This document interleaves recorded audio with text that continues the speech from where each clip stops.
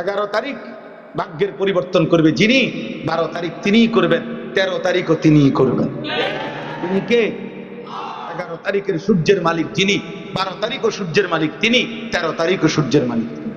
12 তারিখ যেই নির্বাচিত হোক, কারো নির্বাচন আর কারো পরাজয় দ্বারা আসমান ও জমিনের এক সুতা নড়চড় হবে না বেটা। তোমার আমার ভাগ্যের কিচ্ছু পরিবর্তন হবে না, এক লোকমা খাবার এক পিস হবে না। একজন মানুষের মৃত্যু, একটা সেকেন্ডে একটা মানুষের মৃত্যু থামবে না, কারো মৃত্যু থামবে না। পৃথিবীর কোন আয়োজন বন্ধ হবে না, কিচ্ছু বন্ধ হচ্ছে না। যেটা যেমনি আছে এমনি, যা যেমনি চলছে এমনি চলবে। সেদিনও কারো মৃত্যু হবে, সেদিনও কোনো মায়ের পেটে বাচ্চা হবে, কথা বলে না। সেদিনও কোনো বাচ্চা ভূমিষ্ঠ হবে, সেদিনও কারো কি হবে। 12 তারিখ জানাজা হইবনি মনে হয়, 12 তারিখ বাচ্চা জন্ম নিবে মনে হয়। তো সব বরাবর, সব কি বরাবর, সব বরাবর, সব প্রয়োজন আসমান ওয়ালার কাছ থেকে পূরণ। আল্লাহুম্মা লা মানিআ লিমা আ'তাইত ওয়া লা মু'তিয়া লিমা মানা'ত। নবীজি দোয়া করতেন 5 ওয়াক্ত নামাজের পরে, আল্লাহ আপনি দিলে বাধা দেবে কে, আপনি না দিলে দেবে কে। আই কারীম ওয়া লা ইয়ানফা'ু যাল জাদ্দি বিনকাল জাদ। মাওলা আপনাকে বাদ দিয়ে চেষ্টা করলে কি লাভ হবে, কি লাভ, কি লাভ হবে আপনার। অতএব প্রিয় ভাই আমার, নওজোয়ান সাথী আমার, বুঝমান আব্বা, শুধু শুধু দুনিয়া কামরা কামড়ি। দুনিয়া তো আল্লাহ ফেলেই রাখছে, ফালতু জিনিসটা আল্লাহ ফালাইয়েই রাখছে, কীর্তেন কামরা কামড়ি করে। এই কয়টা ভাত খাওয়ার জন্য এত মিথ্যা বলার কি দরকার? দুনিয়ার এই কদ্দুর পদ পদবীর জন্য এত জোর জুলুমের কি দরকার? একখান বিল্ডিং আর এক সেট সোফার জন্য এত সুদ খাওয়ার কি দরকার? এত কিস্তি নেওয়ার কি দরকার? কষ্ট করেই থাকেন, এক দুনিয়াই তো অল্প কয়দিনই, তো কোনো না কোনো ভাবে তো রাত ভোর হয়েই যায়। ফাঁসির রাতও ভোর হয়, বাসর রাতও ভোর। রাজপ্রাসাদের লোকটাও কবরে যায়, জীর্ণ কুঠির কুড়ে ঘরের লোকটাও কবরে যায়। নওজোয়ান তোমরা ভাই বোন, কোনোভাবে আব্বা, কোনোভাবে কোন দুনিয়া লুবি, দুনিয়া যে চায় এমন কারো জন্য তুমি ব্যবহৃত হয়ে না। তুমি মুসলমানের বাচ্চা, নওজোয়ান, তোমার যৌবন, তোমার শরীর, তোমার স্বাস্থ্য, তোমার রক্ত, তোমার বুদ্ধি, তোমার বিবেক কোনোভাবে দুনিয়াদারের জন্য এক সুতা ব্যবহার করো না। ইনশাআল্লাহ পারলে আল্লাহর জন্য জান দাও, আল্লাহর জন্য পারলে কালেমার জন্য জান দাও, পারলে আল্লাহকে সেজদা দাও, রবের কাছে পেশ করো, মাওলা আপনার দ্বীনের জন্য যদি আমারে লাগ, আমারে নেয়, আমারে নেয়। সাহাবায়ে কেরাম নিজেকে পেশ করতেন।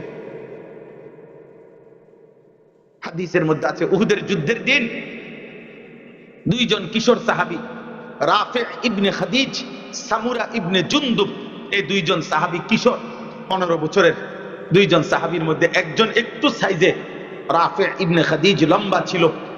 আল্লাহর নবী সাল্লাল্লাহু আলাইহি সাল্লাম উনাকে অনুমতি দিয়েছেন।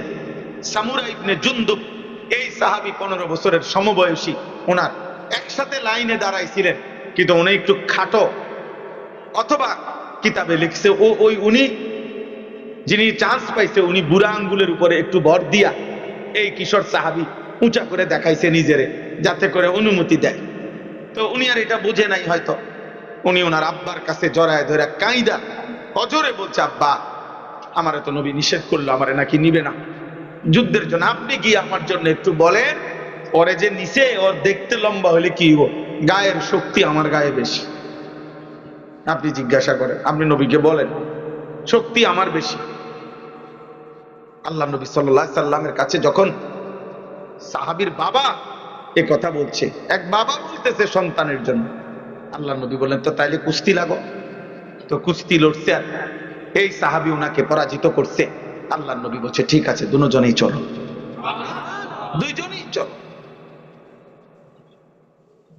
এই জন্য আমি বললাম আমাদের জন্য, আমাদের প্রতিদিন, আমাদের রাত, আমাদের দিন, আমাদের সকাল, আমাদের দুপুর, আমাদের জানুয়ারি, আমাদের ফেব্রুয়ারি, আমাদের শনিবার, আমাদের রবিবার, বরাবর বরাবর বরাবর এক বুজুর্গকে জিজ্ঞেস করছিল যে আগামীকাল যদি আপনি জানেন ঠিক আগামীকাল রাত 11টা বাজে আপনার মৃত্যু হবে, এখন থেকে দিয়ে 24 ঘন্টা আর আপনার হাতে আছে চূড়ান্ত, আপনি এই 24 ঘন্টা সময় মৃত্যুর পূর্বে আপনি কিভাবে কাটাবেন?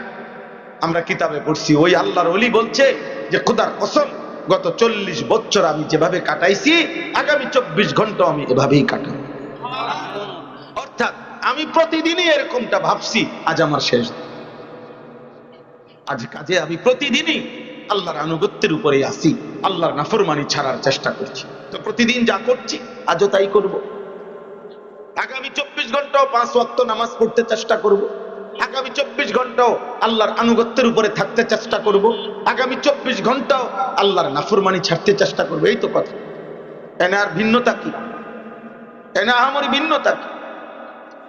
অতএব আমার বলার উদ্দেশ্য এই কথা যে মাহে রমজান আমাদের সামনে, আমাদের মূল টার্গেট রমজান, ইমানদারের মূল স্বপ্ন রমজান।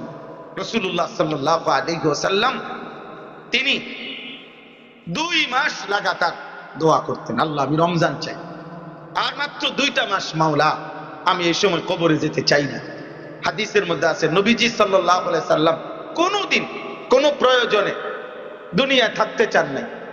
দুনিয়াবি কোনো প্রয়োজন, মানুষ যেমন দুনিয়াবি প্রয়োজনে থাকতে চায়, হুজুর খাস করে কদ্দুর দোয়া করবেন এই 3 নম্বর ফুলাগা যদি আল্লাহ আল্লাহ করে বিদেশ পাঠাইতারি, আর এই ছোট গামাইয়া আছে গিয়া যদি বিয়া দিতারি, দোয়া করবেন কদ্দুর 3 তালার ফিলার উঠতে গেছে হুজুর কোন রকমে সাড্ডা ঢালাই দিতে পারলে আল্লাহ আল্লাহ করে যদি এই কদ্দুর কাম গুছাইতারি, এরপরে যদি মরেও যায় আর দুঃখ নাই, আপনি আমালাই হুজুর খাস করে একটা সাপ দিয়া এমন দোয়া দিবেন জাতা দিয়া, যাতে করে ফেরেশতা কোনোভাবে আমারে আইলেও যাতে এদিকে এদিকে জায়গা আমারে যাতে না করে, কারণ আমার 3 তালার ঢালাই, আমি ঢালার দিন বড় রিস্ক।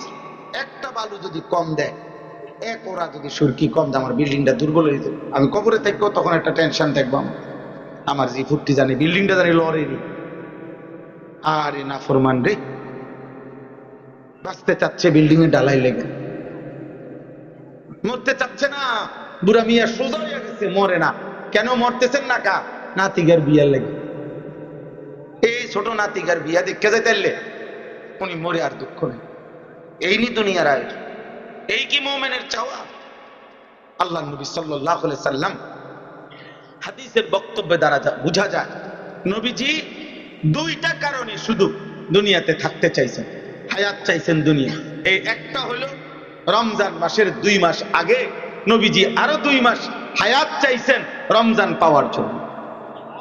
আরেকটা হলো আল্লাহ নবী সাল্লাল্লাহু আলাইহি সাল্লাম একাধিকবার হায়াত চাইছেন শাহাদাতের মৃত্যু বারবার পাওয়ার জন্য। নবীজি সাল্লাল্লাহু আলাইহি সাল্লাম বলেছেন আমার দিল চায় আমি একবার আল্লাহর রাস্তায় জিহাদ করে শহীদ হই, আবার জীবিত হই, আবার শহীদ হই, আবার জীবিত হই, আবার শহীদ হই, এবং শেষবারে যেন শাহাদাতের মৃত্যুই লাভ করি। এই জন্য নবী সাল্লাল্লাহু আলাইহি সাল্লাম হায়াত চাইছেন আরেকবার শাহাদাতের জন্য। হযরত আব্দুল্লাহ ইবনে হুযায়ফা রাদিয়াল্লাহু আব্দুল্লাহ ইবনে হুযাফা আস-সাহামী রাদিয়াল্লাহু তাআলা আনহু, খ্রিস্টান বাহিনী ওনাকে যুদ্ধের ময়দানে বন্দী করে চূড়ান্ত ভাবে খ্রিস্টান সেনাপতি উত্তপ্ত বড় কড়াইয়ার তেল গরম করে সিদ্ধান্ত দিছিলেন ওনাকে যেন কড়াইয়ার তেলের মধ্যে ফেলে শেষ করে দেওয়া হয়, শহীদ করে দেওয়া হয়। তো যখন কড়াইয়ার তেলের সামনে ওনাকে নিচে, তখন উনি কাঁদতেছিলেন।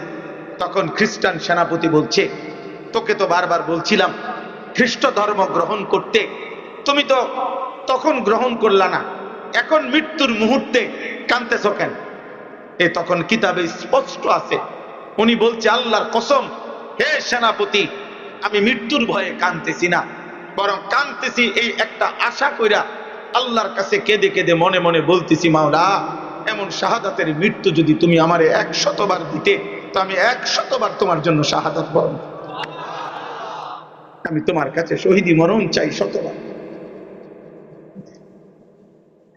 শহীদি মরণ চাই 100। সেদিন আমি দেখলাম হাদিসে স্পষ্ট বর্ণনা আছে, আল্লাহর নবী সাল্লাল্লাহু আলাইহি সাল্লাম বলছেন জান্নাতি বান্দা ছেলেরা তোমাদের জন্য এটা উৎসাহ